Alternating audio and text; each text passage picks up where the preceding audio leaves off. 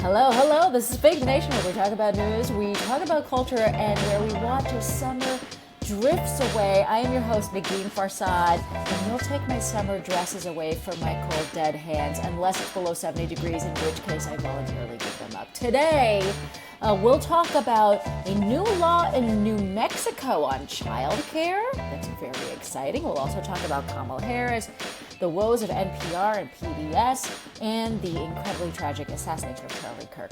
Today, I am joined by such an excellent panel. Oh my God. We have with us the co-founder of the Progressive Change Campaign Committee. You can find everything they're up to at boldprogressive.org. You've heard him on the show before. He is the wonderful Adam Green. Hey, Adam.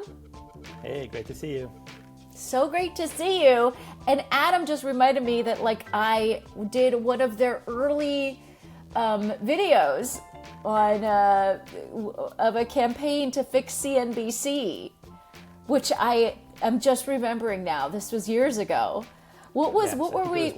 John Stewart skewered Jim Cramer, and the CNBC was rigging information about the Wall Street collapse or something like that, and several of us went out on Wall Street and interviewed people, and you were the star of that video. So I have very fond appreciation and memories of you. Wild.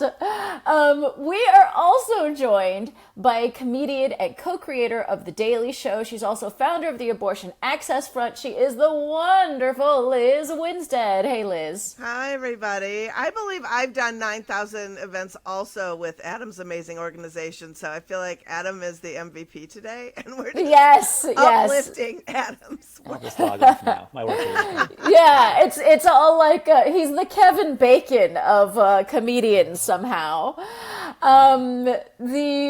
Before we get into the show, I just want to remind listeners they can support the show by going to patreon.com/Negin Farsad. I also want to let listeners know that I'm what they call ill. I have I'm under the weather in some way. I'm wearing lipstick to kind of offset what is otherwise an ill person. So if I'm cloudy, confused, and ridiculous, that's why. Disclaimer. Now, let's get into it with topic number one. We taped last week before the heartbreaking news broke about the murder of Charlie Kirk, so we haven't talked about it. And I'll just start off by saying my very first thought when I heard the news was, oh my God, he has kids, and it's nothing short of tragic. Literally, no one should be shot for speaking their beliefs, whatever those beliefs are. Now, that's how our First Amendment rights work here. So let me ask the two of you, now that we're a week out and they have caught the alleged shooter, what are your feelings about all of this? Liz? Oh, you want me to go first? I feel like we need, as a nation, to learn how to hold several truths at once. One of the things that I feel has been happening is you can be angry that somebody was murdered, but I don't think that means you leave out his legacy. I don't think that means that you leave out the harm that he has caused in his life. I don't feel like you should rewrite history. The thing that's been very interesting is that I've heard platitudes about Charlie Kirk and voicing his political opinions. I would disagree that he was voicing political opinions. I would say that he was voicing hate speech and rhetoric that was devaluing and dehumanizing wide swaths of the American public. And I also think that I find it very telling that in the coverage of Charlie Kirk, that in people scrambling to try to have both sides about it, that they are leaving out one side and they're not actually playing who was Charlie Kirk. Why is it that people loved him so very much, and we have the knowledge of what he's done? And do Democrats and progressives and people who are saying he has a family, it's so tragic, are they actually aware of the harm that people has done? aside from you, Negin, I've seen a lot of white people having a lot of hot takes and not talking to the people who were actually terrorized by what he said and by his people. And that can't go unnoticed in the eulogizing of this person. We can say that gun violence should never happen. We should say that people have the First Amendment right to say things.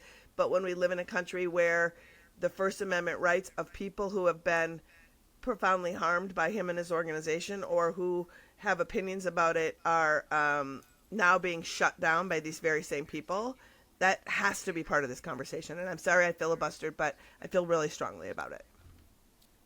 Adam, what do you think? Yeah, it was very profound for me. I actually got off of a plane from Europe, and the very first thing when I looked at my phone was this shooting. And it was a stark reminder that I'm back in America now. There's a lot of fascism going on in Europe, and we don't have the same political violence there that we've seen in this country. And to the best of my knowledge, every Democrat and every prominent voice on our side of the political spectrum has condemned this political violence, which you wouldn't know from listening to some right-wing media. And I do think that this is a stark reminder of just how powerful the right-wing echo chamber is, and why we need more independent voices like this exact show who are able to communicate to real audiences. This episode has also been a powerful reminder, I think, to all of us that Trump is willing to use the power of the state to misinform the public, with Kash Patel being the obvious case in point. But I think we're at a point where we really can't trust any things that are stated as facts by the Trump administration, as they basically try to ascribe a political motive and tell a political narrative that basically does not comport with reality. So I think all of us need to keep our antenna up and our skepticism high as we interpret this stuff. And the last point I would make is just a reminder that there are so many plans, authoritarian plans on the shelf ready to go with this Trump administration. The attack on a DOJ employee in Washington, D.C. was what they used to take off the shelf the military invasion of Washington, D.C. and to catalyze Chicago and other cities they want to go to. We're seeing this being used as an excuse to do something that we've known since January 20th they already want to do, which is defund all of the funding mechanisms on our side, whether it's the Soros Foundation, the Ford Foundation, whether it's groups like the NAACP, whether it's continuation of attacking Planned Parenthood. They are using this to go after the root of our side.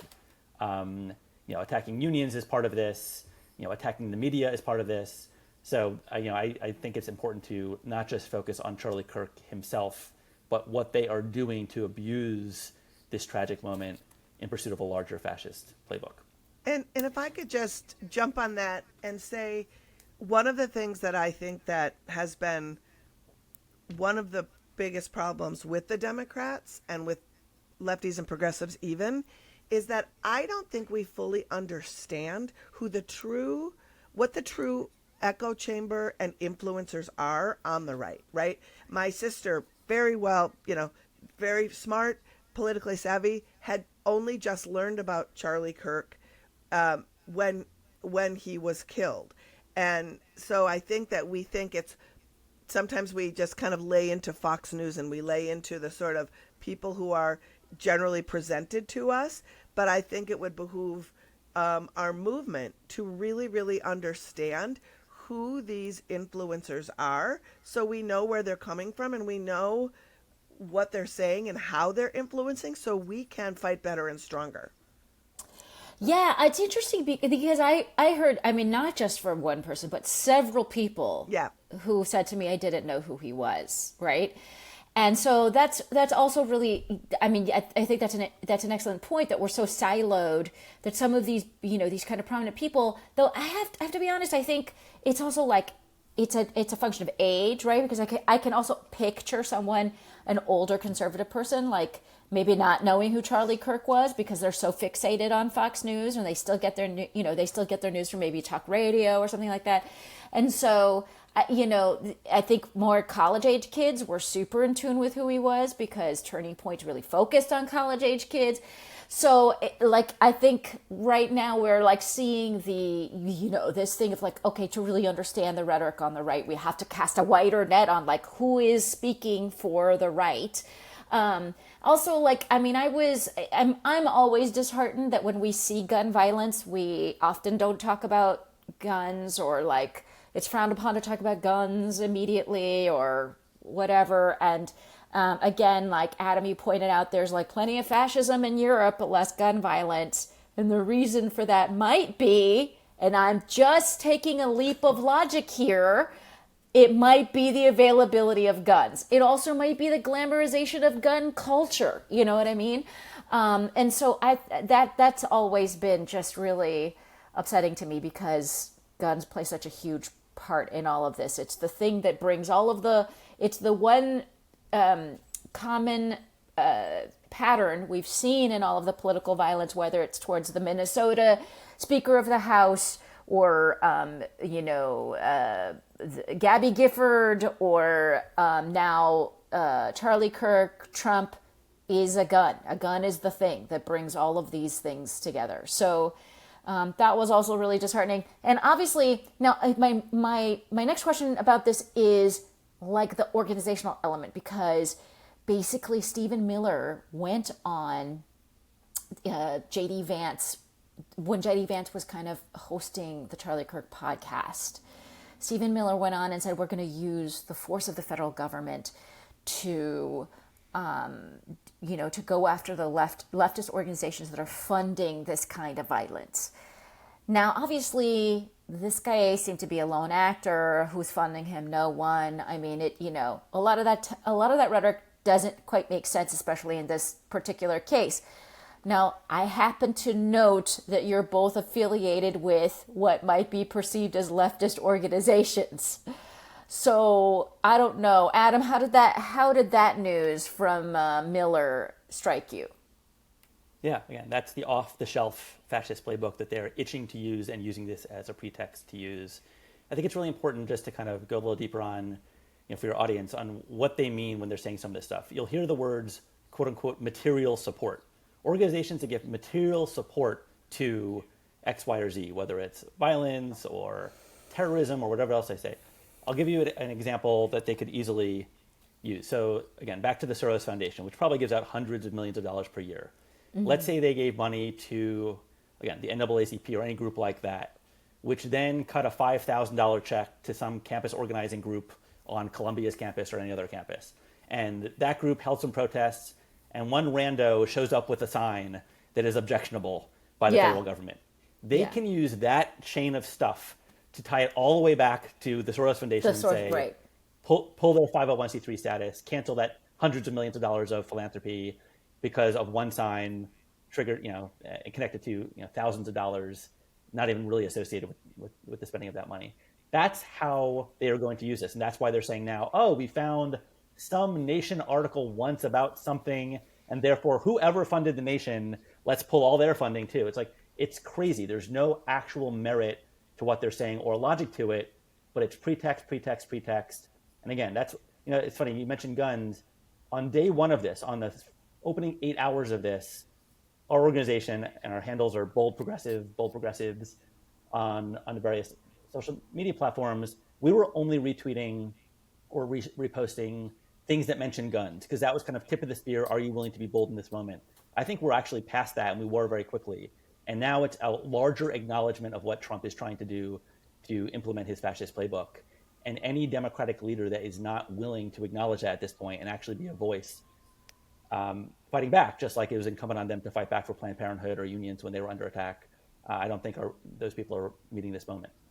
And I would even take it, everything Adam said, cosign, but let's take it even one step before that. Who gets to decide what, like you said, Negin, what a leftist terrorist organization is? Is abortion? These people believe abortion is terrorism. These people believe that apparently now speech against anybody is terrorism. Now, Pam Bondi came out with wild crack pottery about literally people should be forced to print out flyers for a Charlie Kirk vigil or be fired at Kinko's, when we've had Supreme Court cases that have said you don't have to. We've had a landmark Supreme Court case of a woman who, when another president had an attempted assassination, and she said if they do it again, I hope that they succeed. That went all the way to the Supreme Court, and the Supreme Court said, you are not a threat. You did not threaten to do that. Your speech is covered, and they said she couldn't be fired. So we have settled over time, at least 3 that I can think of, Supreme Court cases that say you can't go on this witch hunt. And Pam Bondi, who I believe is an attorney, I don't know where she got her crackpot degree, Trump University maybe, I don't know. She took the lower the bar exam, I think. But it's, so these are the kind of things that are going to be tested. And I hope that people will, if she tries to pull this, that people go back to the Supreme Court and test these things, because it seems foundationally, and the irony of all of this is Charlie Kirk's foundational belief in First Amendment freedoms. That is the thing that dude supposedly stood on always, and to be taking them away in this time is just wholly bizarre. Yeah, And yeah. Can I co-sign Liz's lower the bar exam joke? That was very good. All right, folks. Let's take a quick break, shake it off, and come back and talk about something else.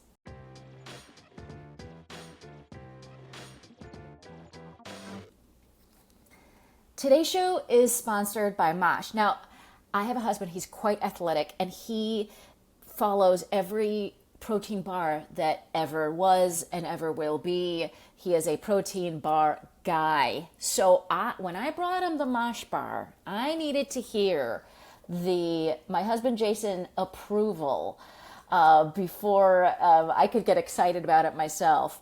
And he, again, having taste tested literally everything, was like, oh, wow, these are actually tasty. Now, but here's what's exciting about Mosh bars. Okay, so they are protein bars, but this is what's exciting. They are made to support brain health with stuff like ashwagandha, lion's mane, collagen, omega-3s. There's a game-changing, brain-boosting ingredient that you won't find in any other bar. And you might have actually seen this on Shark Tank, because it was founded by Maria Shriver and her son Patrick Schwarzenegger. Yes, that Patrick Schwarzenegger. And they have this mission to create a conversation about brain health through these bars, through the food, because Maria's father suffered from Alzheimer's. So it was like something that their family really wanted to deal with. And they joined forces with the world's top scientists to bring the functional nutritionists to bring all of their knowledge into this protein bar. So it's like the kind of protein bar you don't feel bad about using. It's the first and only food brand boosted with cognizin, which is a premium nootropic that supplies the brain with a patented form of cytokine. But they, like I said, actually taste good, which is a big part of it. They've got the chocolate chip cookie, hazelnut chip, peanut butter chocolate chip. That was my personal favorite, was the peanut butter chocolate chip. Take note. So I think you should try it. I think you should give it a try. It's doing something good. If you want to find ways to give back to others while fueling your body and your brain, Mosh bars are the perfect way to do that. So go to moshlife.com/fakethenation to save 20% off, plus free shipping on the bestseller trial pack or the new plant-based trial pack. That's 20% off for free shipping on either the bestseller trial pack or the plant-based trial pack at moshlife.com. That's MOSHLIFE, moshlife.com/fakethenation. And thank you so much to Mosh for supporting this episode.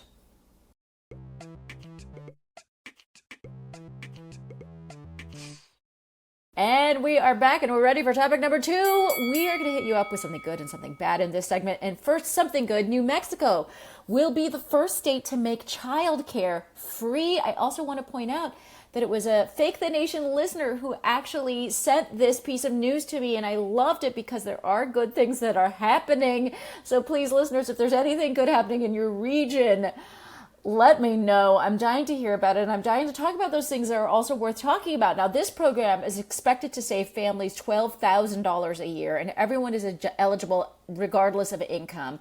So my question to you guys is, are you surprised that in the midst of this political era, we're seeing such a bold move on childcare coming out of New Mexico? Liz, what do you think? No, I think it's wildly popular, and the naysayers are always the same naysayers. I live half the time in Minnesota, and we have free school lunch for breakfast and lunch for everybody, regardless of income. Wildly popular program. At first, it was like, what about the haves? Why are we giving to rich people? Blah blah blah. It doesn't matter. You know what?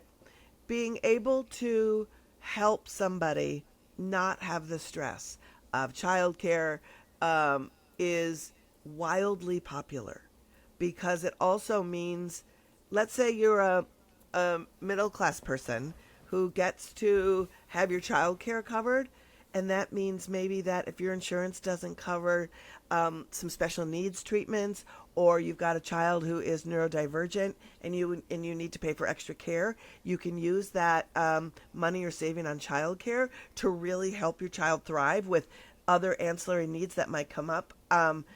People recognize that, parents recognize that, and families recognize it. I'm very excited about it. Yeah, well, first let's get your thoughts, Adam.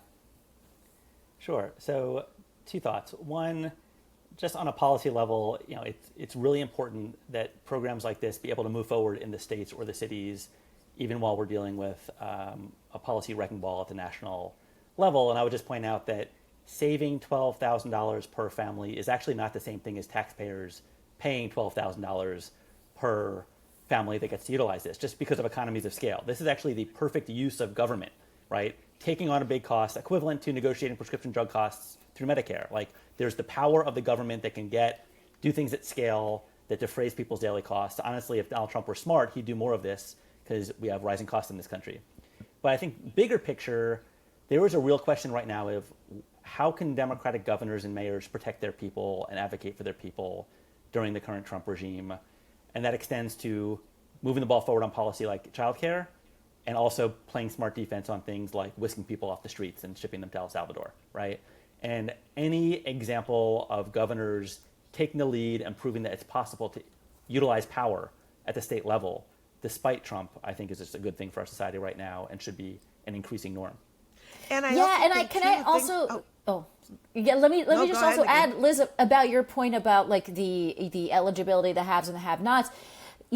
I'm like, forgive me, totally pulling this out of a far corner of my graduate degree in public policy, where we, a course in microeconomics that talked about the kind of costs associated with needs testing. It's actually sometimes, and I don't know the economics of this particular law, but like it often ends up being the case that when you add a bunch of needs testing, it makes something more onerous and expensive than if you make it just universally applicable. And so there's also that. And then the other thing is the money that you get back from parents. Again, I love talking about the money, because I think oftentimes we think of these things as like handouts, or like, I didn't get that, why should they, or whatever. But it's like, let's think about it more broadly as increasing your tax base. You know what I mean? Let the parents get out there and work. These moms that have had to take lower paying jobs or like less reliable jobs, let them go and have better jobs and pay more in taxes, and that money comes back in spades. And there's all sorts of studies that suggest that. So like, this is the kind of thing that just like also makes economic sense. It's not just about heartstrings, and it's not just about equality or whatever negative words people like to think are negative. It's also just about money, So I'm sorry, Liz, you were going to say. I was just going to say, I live in a state that has focused on doing the very thing Adam said for a really long time, right? Our public parks, our public lakes, we have programmatically designed a way of life here in Minnesota that allows low-income families, rich families, any family, to be able to decide you're going to have a full life with your family, and it's not going to cost you $1 jillion. The programs that happen in our parks, the safety of our parks, the school lunch programs, all of it is like, it helps somebody not have to dig deep to find them. It presents a better Minnesota for people. I mean, people have lawn signs here that say, I will pay more taxes for a better Minnesota. And they realize that. And the Republican Party here is scrambling, trying to find the negative benefits, but it's been very hard for them. And so I just think it just goes to Adam's point exactly. When you can create and have power for your people in the ways that you can execute them, do it. Because that means every hour you give to a family or somebody who's struggling that allows them to step into betterment, you're winning. Yeah, it's been, I mean, as a parent, like that 0 to 3, where there was, we have universal pre-K at 3K and 4K here in New York City, which is not something we have all over the country. But that 0 to 3, even in New York City, that already has such a fantastic program, like, it was a rough, I was just like, did you guys think we could just throw these babies in a drawer with some granola bars? What did you think was happening in those 3 years? Like, what did society think was happening in those 3 years with 2 working parents? So it was rough, and it would have been orders of magnitude easier for us if we had something like this available. Okay, let's move on to something bad, unfortunately. Wait, I was like, we did one bad thing. Now good. It's a volleyball game. Yeah. Okay, but I don't know. Maybe this is salvageable. I don't know.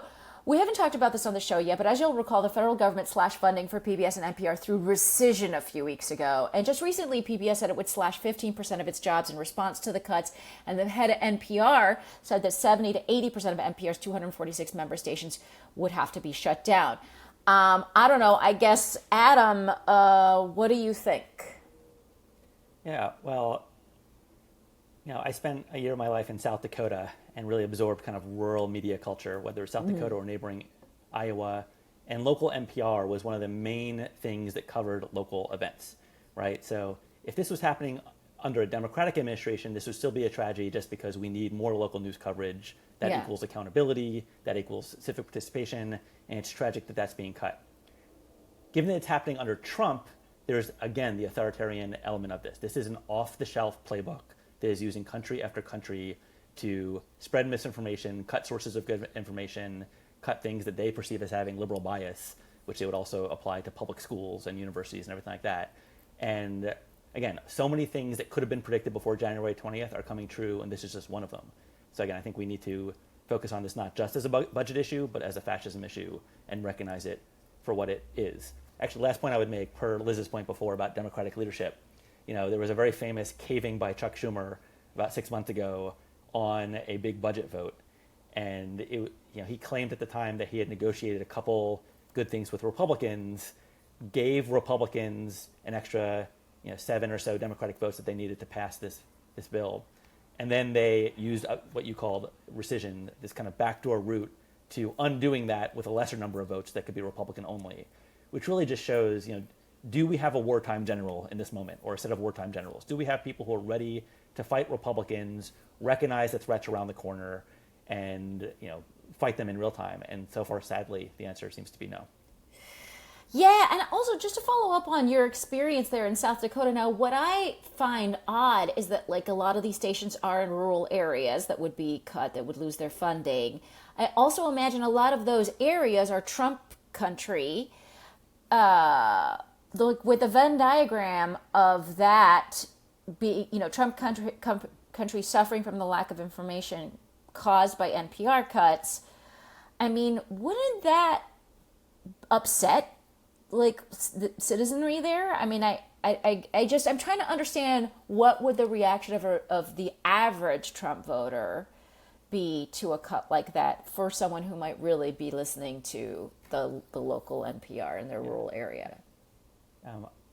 I'll make one point and then turn it to Liz. I would separate reaction versus just indoctrination. I think their goal is to keep Trump voters by keeping them subject to one set of facts, even if they're Kash Patel style facts. So, we see this media consolidation where Clear Channel and other right of center corporate entities are buying local news stations so that if you're going on, you're in a pickup truck going down the road in Iowa or South Dakota or anywhere else, you're hearing Sean Hannity, you used to hear Rush Limbaugh, you're hearing those voices more and more. And they like that, right? NPR affiliates are the exception to that rule, right? They want to pull the plug on that so that the news digestion of their voters is really narrow. And again, that allows them to continue their authoritarian playbook, blame things like Charlie Kirk on the left, do things like defund Planned Parenthood or the Soros Foundation or NAACP, and call it fighting crime and fighting terrorism. I see it as all part and parcel of the same authoritarian playbook. Liz, what do you think? Liz. Well, and I also think too, it just shows the disdain that he has for those rural voters and for people who use NPR. Again, I'll go back to Minnesota. People don't understand the amount of funding that Indian country gets on their public stations and what that really means for Native communities. And we say Indian country here in Minnesota. I'm not saying anything disparaging. But it's very much a big part of it. And it kind of also ties a couple things. It ties back also into, when we talk about the Corporation for Public Broadcasting getting cuts, we're talking also about, programming for children. That does not mean a person who can't afford cable can have quality programming for their kids, right? So it means going back to that as well. And I will also say something that I noticed profoundly in this authoritarian, I'm going to say past 18 months, as a performer, where I used to be able to go on and have solid relationships at public radio to promote my shows. Yeah. I was iced out completely because I think they were trying to do what so many did, which is cave in advance, not seem like they were partisan, and completely iced out. And that's a trend that I thought, just showing it doesn't matter how you try to appease Trump by trying to tamp what you think you're tamping your programming down or whatever you're doing. You're just going to be caught in the crosshairs of the Trump administration's Project 2025, Stephen Miller, Utopia, anyway. And can I also just say, as a parent, the idea of PBS Kids being whittled down is like, I'm just devastated by the mere thought of that. It's like, it's such incredible programming. It's so educational. It's so cute. It's so fun. It it's like the kind of thing you don't feel bad for like letting your kids watch. So I don't know, guys, come on. Also, I have to say, I have a writing credit on a PBS Kids show. Anyway, it's also the disconnect between what's so exciting for those of us who are simply living in the world to try to make it like an open, amazing, better place for everybody. To know that there's shows out there and books out there and programs out there that help kids navigate this exciting multicultural world that we live in, and that we have an entire other side of the nation that looks as utter poison. And that's where the line, where you're just like, I don't know where we have conversations, because we don't have terra firma, it seems, anymore, that have a basic set of values of humanity. And that feels like where we always kind of come back to in these times. And no matter what happens in the times that we're living in, there just seems to be that weird, what happened to that tiny basic thing that we all share, that seems gone too. Not to be super negative, but if I could add a little more negativity. Oh God. Okay. Let's go down this. So, putting on my organizer's hat, I think I actually met both of you when I was at Move On way back in the day under the Bush administration. And back then, one of the fastest growing, largest petitions Move On ever did, at least at that point, was the Save Big Bird petition, when George W. Bush wanted to cut PBS. And I think that speaks to the flood the zone environment that we're living in right now. And I mentioned before, like, the news story moves in 8 hours, you have to focus on something new. Like, it really is a sad testament to the success of their flood the zone strategy, that this thing that is so immensely popular for the reasons you said, Negin, doesn't have the oxygen for public pushback, which is so deserved, right? If you went on the street and you ask them about 10 issues, one of which was Save Big Bird today, it's probably the most understandable one, but there isn't the time to focus on it. So I'm just diagnosing that problem more than proposing an amazing solution, except to note that within the next couple of weeks, there will be another budget fight in Congress. All eyes will be on whether Chuck Schumer caves again.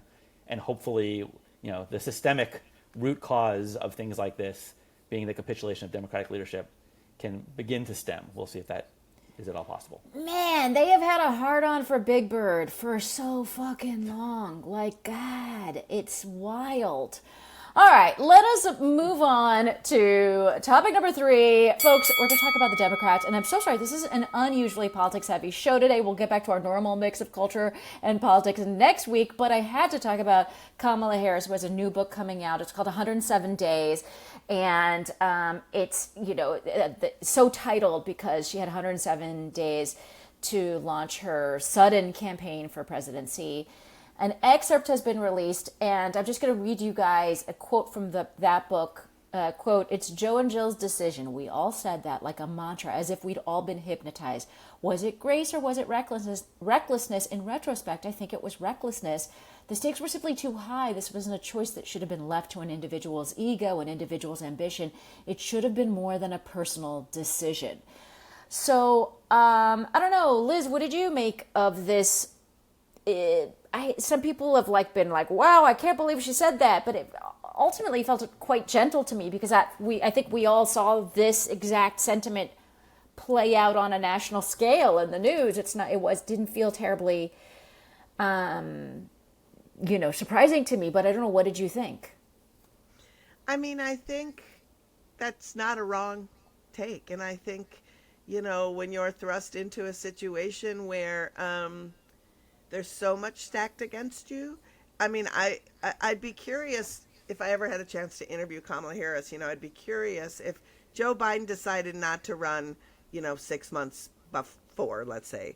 I'd be interested to ask Kamala Harris if she felt like having a proper primary, having time for that, where she could emerge, and it would have felt like there was a clear some debates and some things, and and that thing happened, so it didn't feel like this person was there. And it kind of for me, as this book comes out and as we talk about Charlie Kirk, 2 things, the thing that I don't think, again, that America profoundly understood was how much organizing Charlie Kirk had done against, the strategies against Kamala, and the strategies to get, low info, apolitical white males who were aggrieved to really realize that this person was, they did an outstanding job organizing on college campuses to get the message against Kamala across, on top of her only having 107 days to do it. I'll be curious to read the whole thing, but, I don't know. She was in a position that I can't imagine being in. Yeah, what a fucking. Also, you can't be like, no thanks, or whatever. You're supposed to be like, right. I gotta run with it, right? I gotta just fucking do it. 100%. And whether you like her, dislike her, whatever, but my God, if any of us were put in that situation, how difficult is that? For the situation she was thrust into, I think she did a remarkable job, whether or not you like her, Yes. Adam, what do you think? So I will delve into potentially controversial waters and potentially open up some disagreement on this panel. I'm expecting this entire book to be noise and beside the point.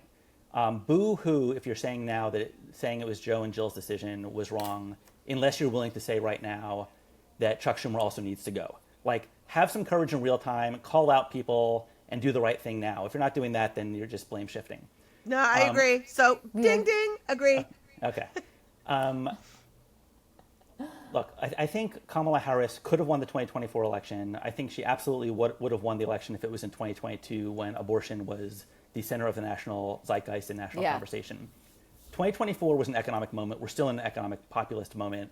And she was just not, on a gut level, the right person for the cause. I think she could have surmounted that, but she didn't. And I will say, I spent a lot of my year in 2023 and 2024 in the White House showing the Biden-Harris people polling mostly of their own positions, showing them which things are most popular. Was very gratified when Joe Biden used some of our language that we were recommending verbatim in his last State of the Union. And then when it became Kamala's turn, we sent a memo with 3 top messaging recommendations, all of which she ultimately used, kinda.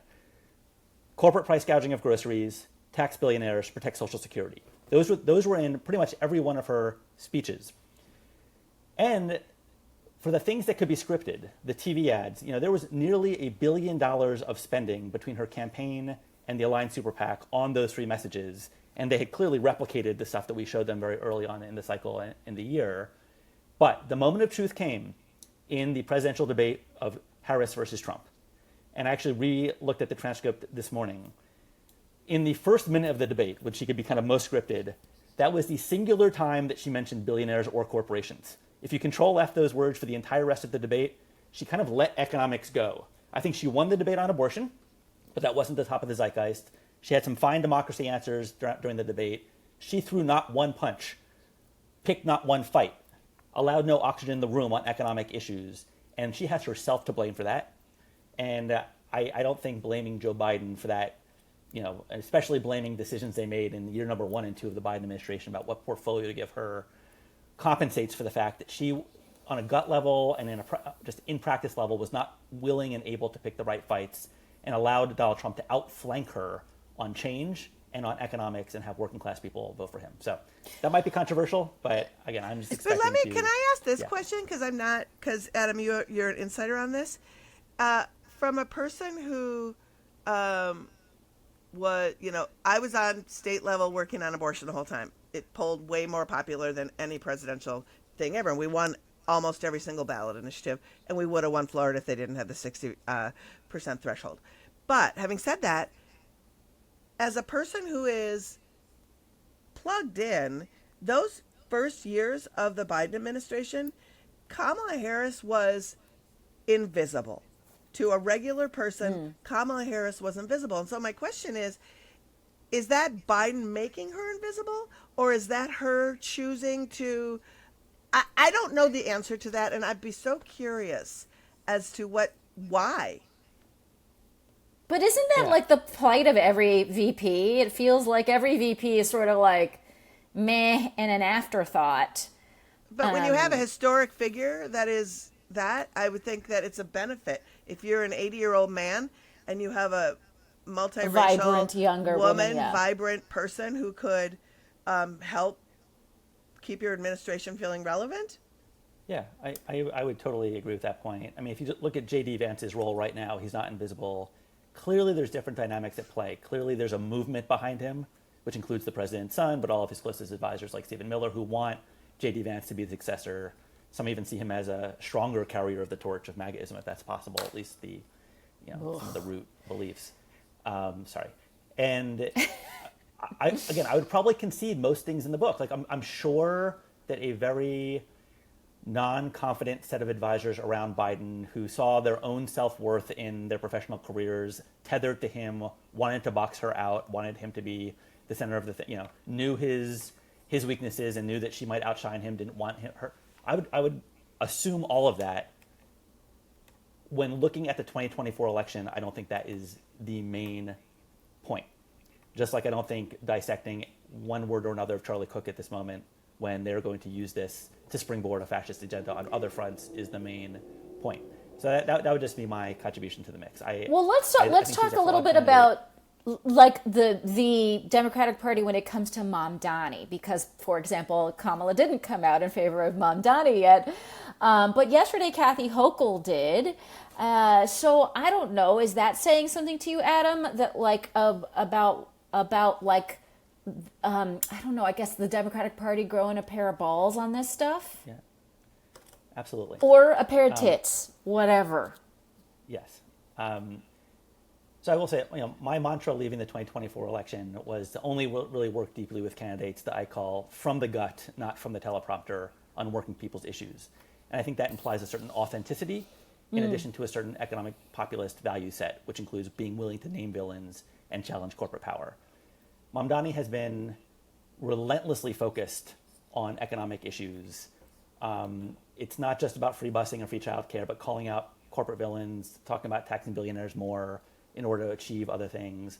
And I think that the word socialist is actually an excuse for a lot of politicians like Chuck Schumer, who surround themselves with Wall Street donors all the time, crypto donors all the time, to belittle him because they don't want to challenge corporate power.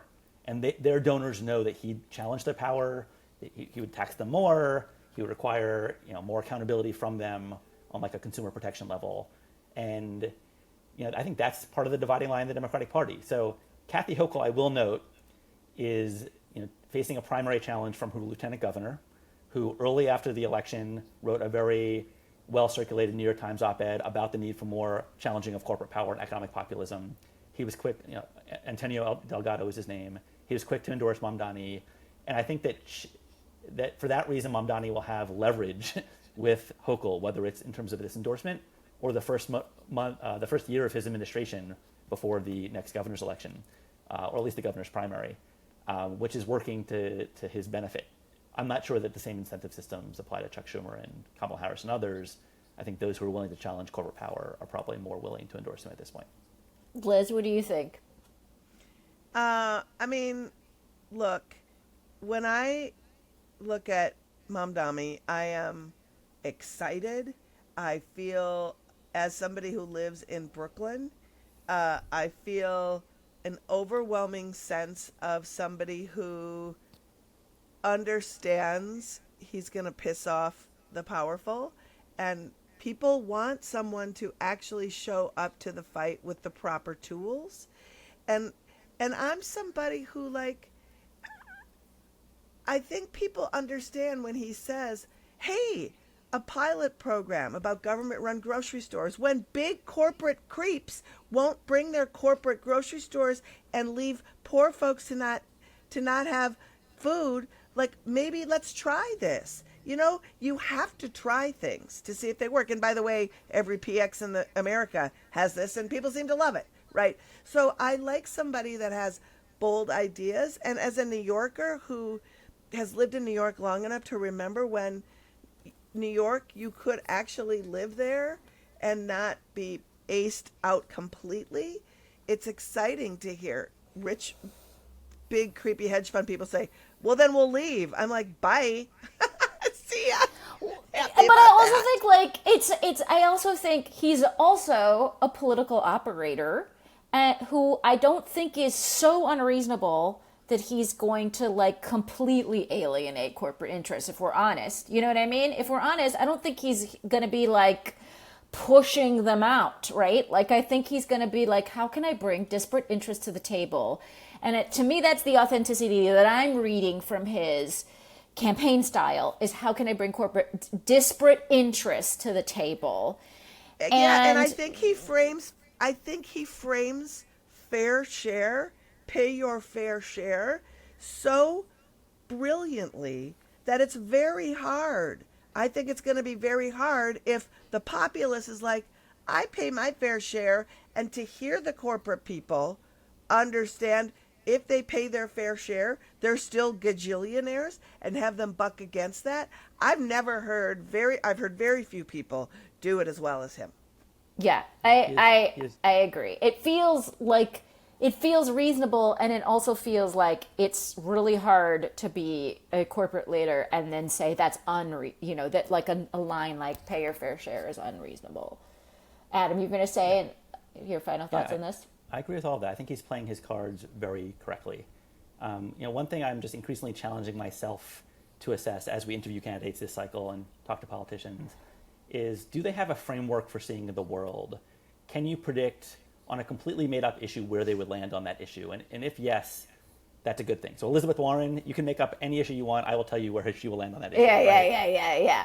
I think the same with him. And if it was, if corporate leaders were how about a 1% lower corporate tax rate if we have a better CEO to worker ratio and pay our workers better? He'd probably be like, oh, let's at least think about that, right?